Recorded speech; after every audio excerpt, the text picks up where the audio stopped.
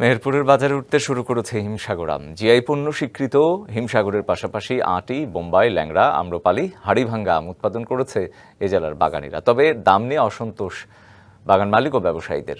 সংরক্ষণাগার তৈরি ও বিদেশে রপ্তানির জোর দাবি তাদের।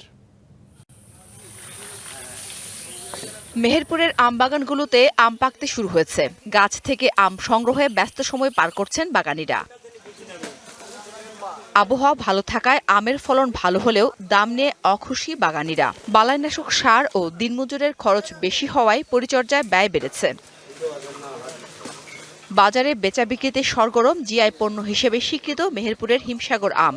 সারা দেশের আম একসাথে বাজারজাত হওয়ায় গেল কয়েক বছর ধরে লোকসান গুনতে হচ্ছে বাগান মালিকদের। ক্ষতি থেকে বাঁচতে আমের সংরক্ষণাগার তৈরির দাবি তাদের। হিমসাগর আমের যে দাম হওয়ার দরকার, এবছরে সেই আমের দামটা নাই। অন্যান্য বার দেখা যায় যে আমের যে দাম, সেই তুলনায় এবছর আমের দাম অর্ধেক। খুব অত্যাচার, পোকার এই বীজ টিস দিয়াতে হপারে এবং সমস্ত ইতে বহুত খরচ।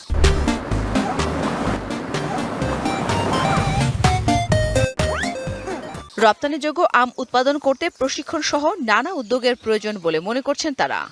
আমরা 1400-1450 টাকা মন কিনি। আমরা মনে করেন যখন বিক্রি করতে যাই ওরকম একটা লাভ পাই না। সরকারকে অবশ্যই রপ্তানির জন্য নতুন নতুন দেশের সাথে তাকে চেষ্টা করতে হবে এবং এটা যাতে আরও একটু সহজে রপ্তানি করা যায় সেই ব্যবস্থা নিতে হবে।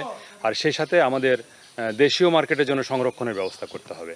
কৃষি বিভাগের কর্মকর্তারা বলছেন, হিমাগার তৈরির বিষয়ে ঊর্ধ্বতন মহলকে জানানো হয়েছে। কৃষকদের ন্যায্য মূল্যের জন্য আমরা রপ্তানির চেষ্টা করছি। আমরা সরাসরি রপ্তানি না করলেও যারা রপ্তানিকারক তাদের সাথে যোগাযোগ করছি। ছোট আকারে বিভিন্ন প্রকল্পের আওতায় মিনি কোল্ড স্টোরেজের জন্য বিভিন্ন মাধ্যমে জানিয়েছি, বিভিন্ন প্রকল্প নেওয়ার জন্য। মেহেরপুরে 2400 হেক্টর আমের বাগান রয়েছে, যার মধ্যে হিমসাগর জাতের আমের বাগান 1450 হেক্টর জমিতে। DBC news desk.